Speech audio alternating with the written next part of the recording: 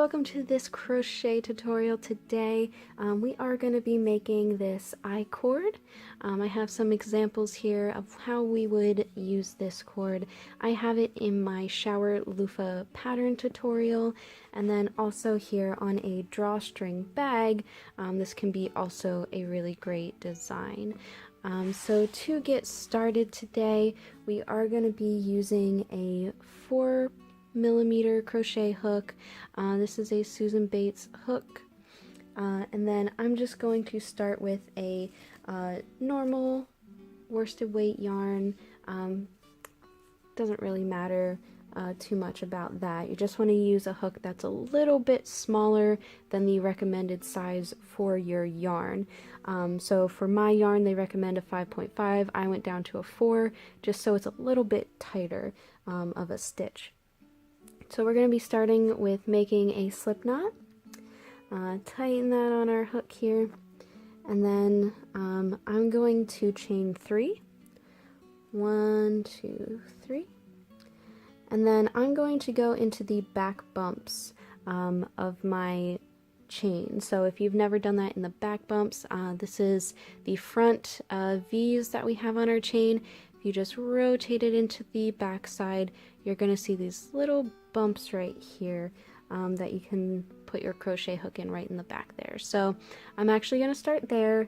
I'm going to go into that first back bump. I'm going to yarn over and pull up a loop. So now I have 2 loops on my hook. I'm going to go into the next back bump. Going to yarn over, pull a loop through, and now I have 3 loops on my hook. So next I'm going to pinch these 2 loops that we have here. We're actually going to take our hook out and just keep that first loop on our hook. And I'm going to hold on to those other loops that we slipped out. I'm going to do a slip stitch through this first loop, so just yarn over, pull through.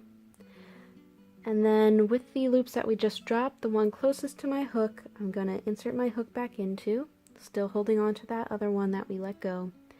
Yarn over and pull through for another slip stitch, and then on the very last loop, insert our hook and pull through.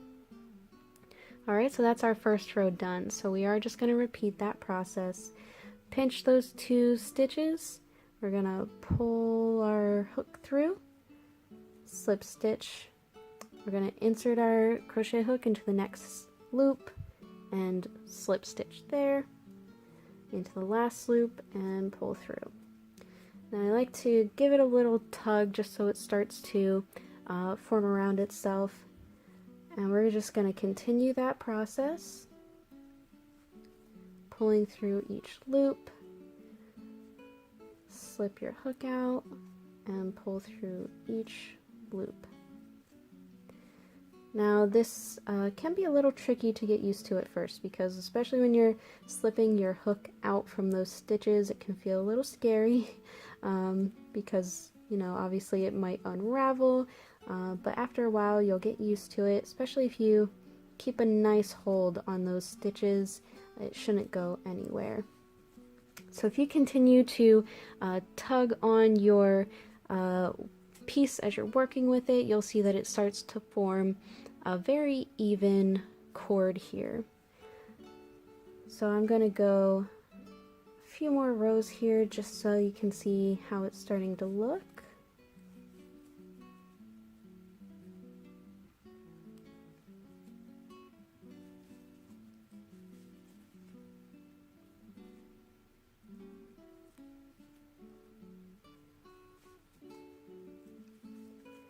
Alright, again, give it a nice little tug.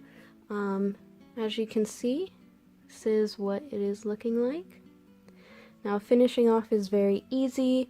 When we have our 3 loops here, all you have to do is pull through all of them, chain 1, and it's all finished up. So make sure you check out my crochet loofah pattern. You can find it for free, or you can download the purchasable PDF file on my website, so make sure you check that down below in the description box. Make sure to like, comment, and subscribe. If you have any suggestions for me, feel free to leave that in the comments below. Thank you guys!